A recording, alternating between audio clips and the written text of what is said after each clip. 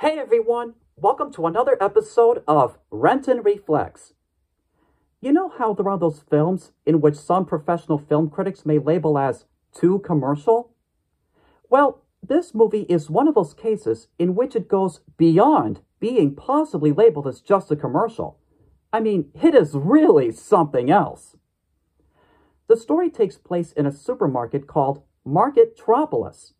Every night after closing time and all the humans have gone for the day, it magically comes to life, becoming an imaginary city for all the food and grocery mascots that live there.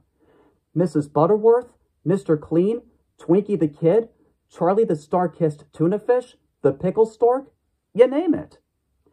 There are some original mascot characters that live in Marketropolis as well, including Dex Dog Detective, who's an anthropomorphic dog, his best friend Daredevil Dan, who's a squirrel, and a half-human, half-feline character named Sunshine Goodness, who is Dex's love interest. One day, a new product called Brand X is introduced to the store. Around the same time, Sunshine Goodness mysteriously disappears without a trace. Dex wonders if her disappearance has anything to do with the arrival of Brand X. With the help from Daredevil Dan and all the other mascots, Dex must solve the mystery and find out the motivation behind the mascot for Brand X, who is known as Lady X, and hopefully prevent her from trying to take over their world. This has got to be one of the most baffling works of animation I have ever come across. It left me with more questions than it did answers, like, where did the idea for this movie really come from? Who is the intended audience for? And who in the right mind would invest millions and millions of dollars into a project such as this? Some sources claim the budget ranged between $45 million and $65 million. It had been in development for a number of years, and its release date had been pushed back several times. Not to mention that the footage got stolen at one point. Given the quality of the final product, it looks as though the film were produced at no more than $1 million, not $45 to $65 million. But you know what? The true value of the budget doesn't really matter. Hardly anything can excuse the ugly animation, the lame jokes, and the occasional fetish subtext hidden within the dialogue.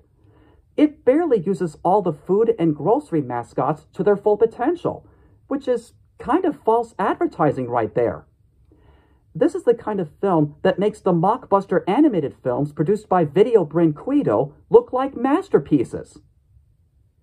But despite its outrageously bad conception and execution, there are times when the movie turns out to be ironically funny, because of how bad the conception and execution are.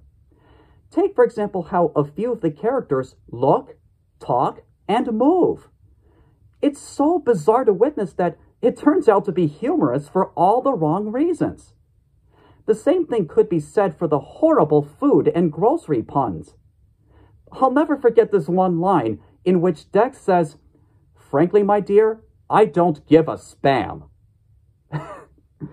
That line is so stupid, I can't help but laugh every time I think of it. So, as strange as this may sound, this movie really is worth checking out. It's a spectacular hot mess that needs to be seen to be believed. I can't say for certain if it qualifies as so bad it's good, but if you're the kind of person who likes to entertain friends with bad movie nights, this movie would most definitely top your grocery list on what to check out.